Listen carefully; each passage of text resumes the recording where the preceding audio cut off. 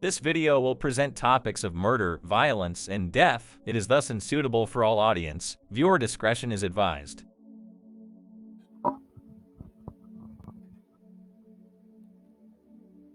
The Congo Free State was a large territory in Central Africa that existed from 1885 to 1908. It was personally controlled and exploited by King Leopold II of Belgium as his private venture. Here's a brief summary of some of the key details about the Congo Free State. The Congo Free State was not a colony in the traditional sense. It was the personal property of King Leopold II. Leopold acquired control of the Congo Basin at the Berlin Conference of 1884 to 1885, where European powers divided Africa among themselves. The area was declared the Congo Free State and placed under Leopold's control to promote humanitarian and commercial objectives such as ending slave trade and the promotion of economic development. Under Leopold's rule, the Congo Free State became notorious for its brutal exploitation of the indigenous population and its rich natural resources. Forced labor, particularly in the extraction of rubber and ivory, was widespread and accompanied by horrific atrocities, including mutilations, killings, and mass enslavement. The abuses led to a significant loss of life, estimated to be in the millions.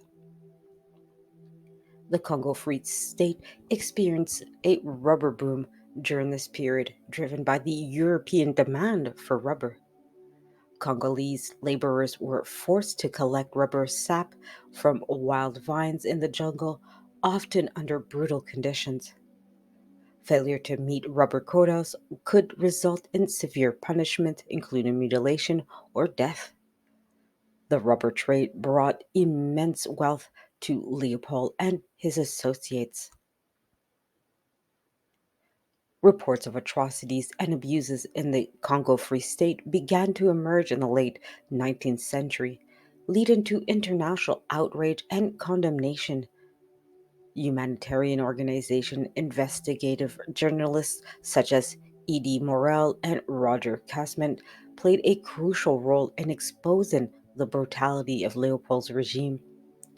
These reports prompted diplomatic pressure on Belgium to reform its administration of the Congo.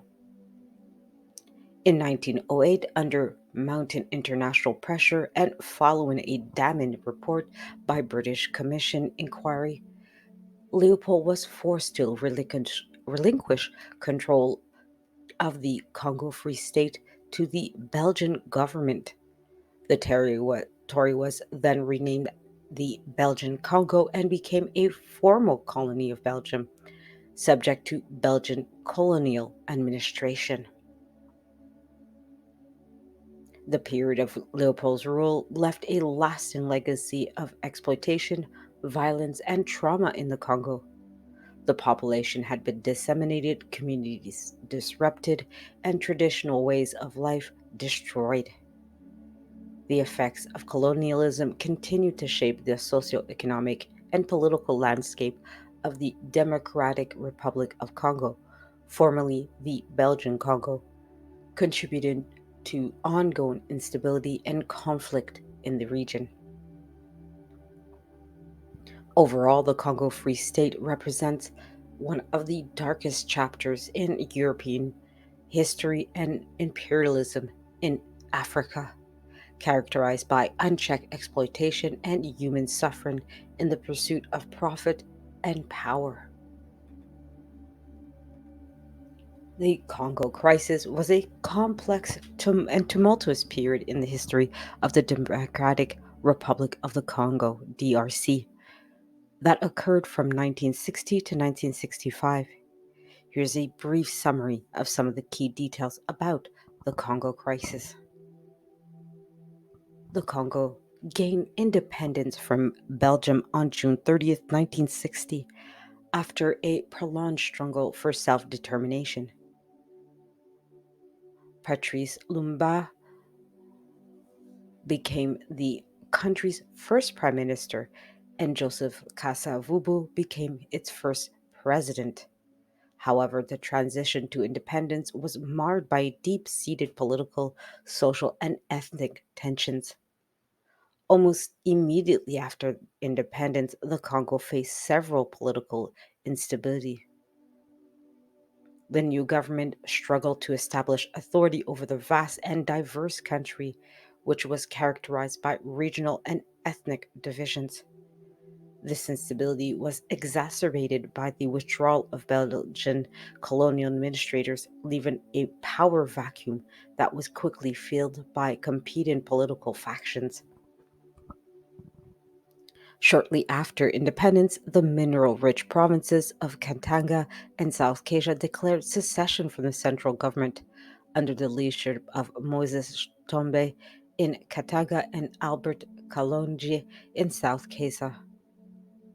These secessions were supported by foreign interests, including Belgian mining companies and Western governments, fearful of Lumumba's leftist leanings.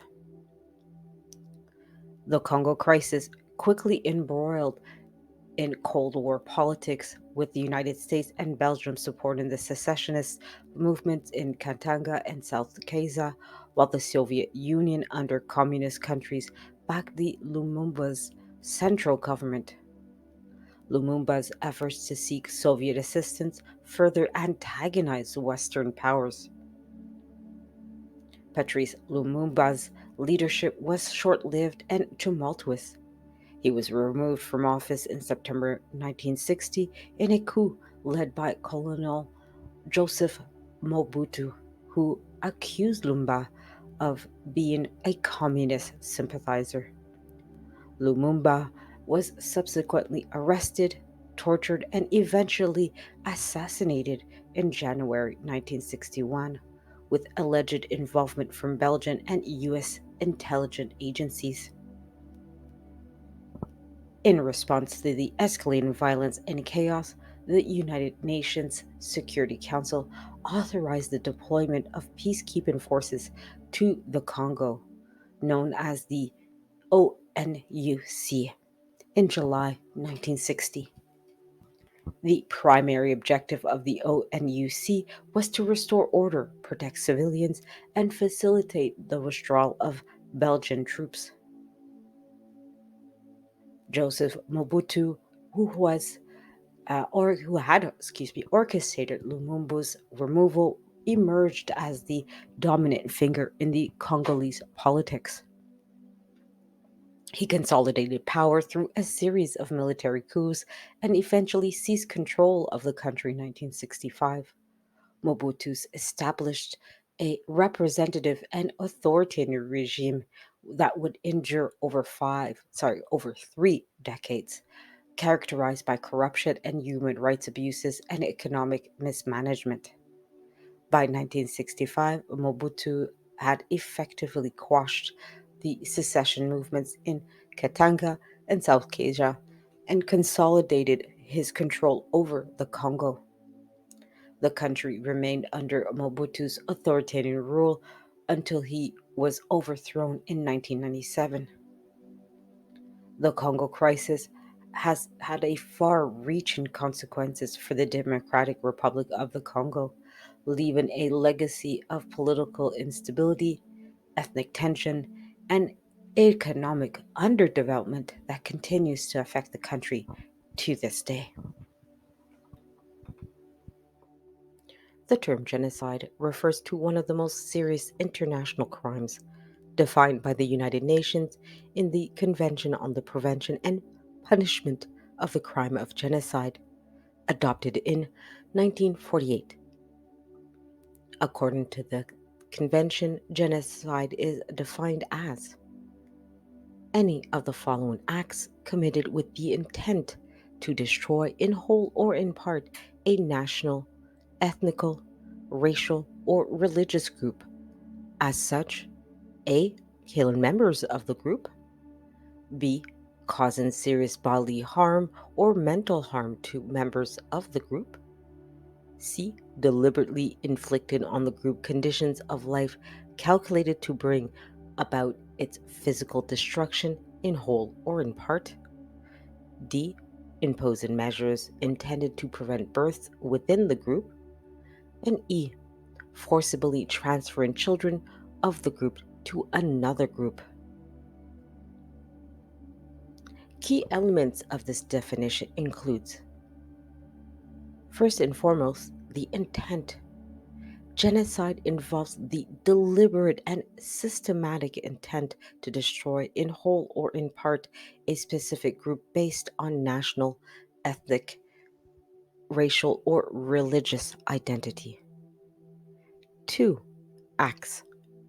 Genocidal acts can include killing members of the group, causing serious bodily or mental harm, imposing conditions of life calculated to bring about the group's destruction, imposing measures to prevent births within the group, or forcibly transferring children out of the group. Targeted groups is a third element. Genocide can target national, ethnic, racial, or religious group. It's important to note that the intent to destroy a group as such is a crucial aspect of the definition. Scale and scope is the fourth element. Genocide can occur on varying scales, from targeted killings without a specific area to systematic extermination campaigns affecting entire populations. 5. Legal recognition. Genocide is recognized as a crime under international law, and individuals who commit, conspire to commit, or incite genocide can be held accountable and prosecuted by international tribunals or national courts. Overall, genocide represents the most extreme form of violence and persecution against a particular group based on its identity, and efforts to prevent and punish genocide are enshrined in international legal frameworks.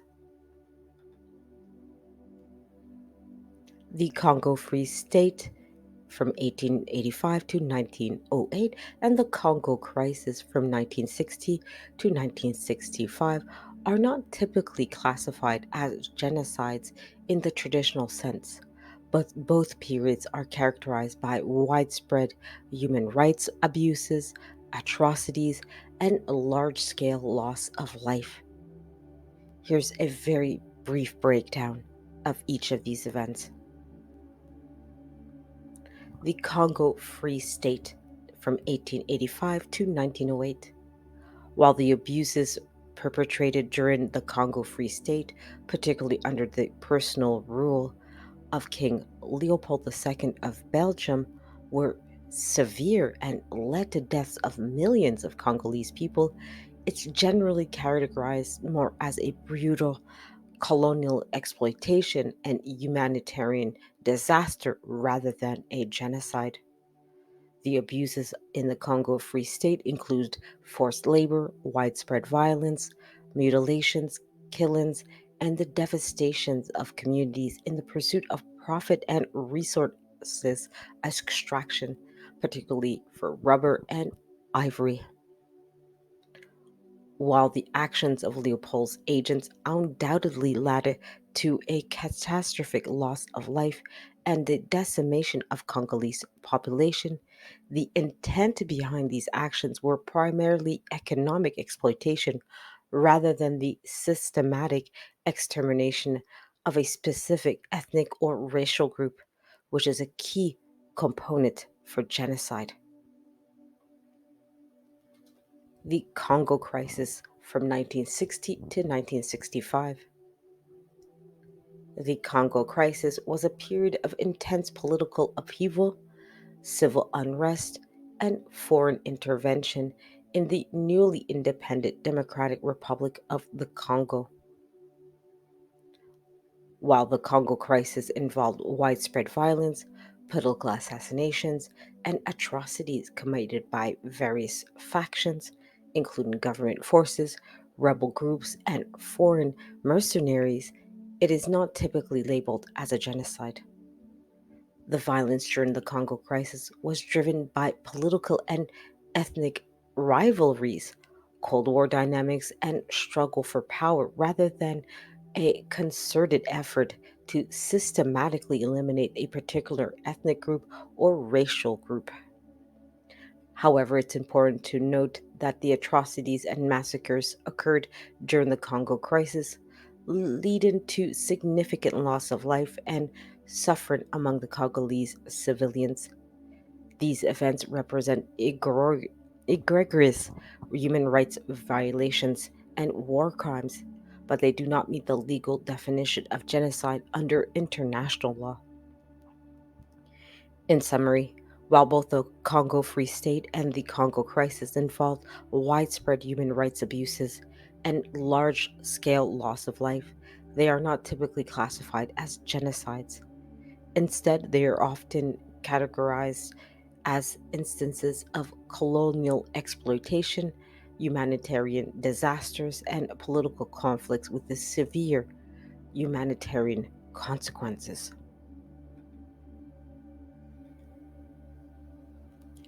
King Leopold II of Belgium, born Leopold Louis Philippe Marie Victor, was born on April 9th, 1835, and he reigned as King of the Belgians from 1865 until his passing in 1909.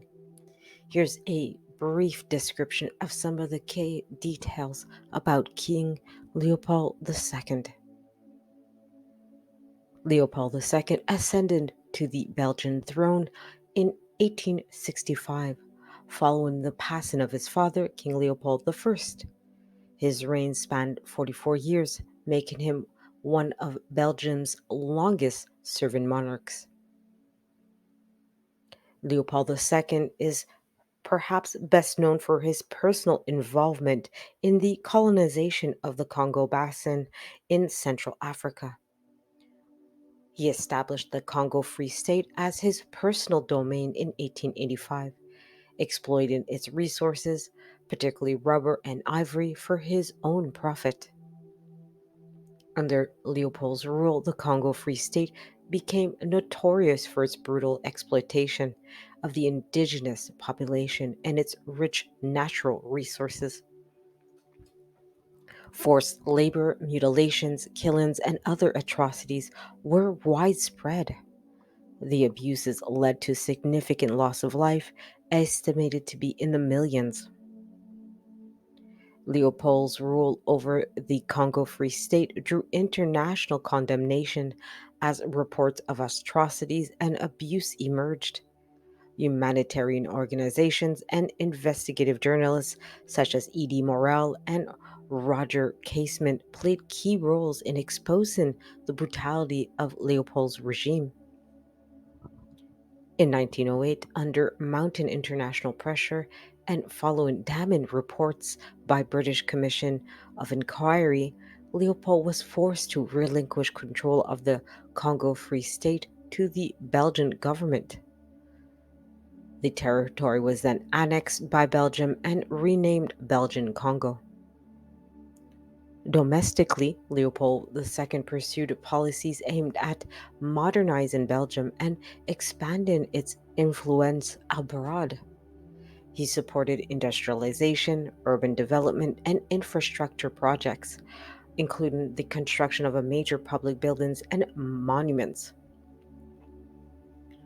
Leopold II married Archduchess Mary Henriette of Austria in 1853, and they had four children. However, their marriage was not a happy one, and they lived largely separate lives. Leopold had several mistresses and illegitimate children. King Leopold II passed away on December 17th, 1909, and was succeeded by his nephew, King Albert I. Leopold's legacy is deeply controversial. While he is remembered for his contributions to the Belgium's development, he is also widely condemned for his brutal exploitation of the Congo and the atrocities committed under his rule. His actions in the Congo have had lasting repercussions for the region, contributing to ongoing instability and conflict.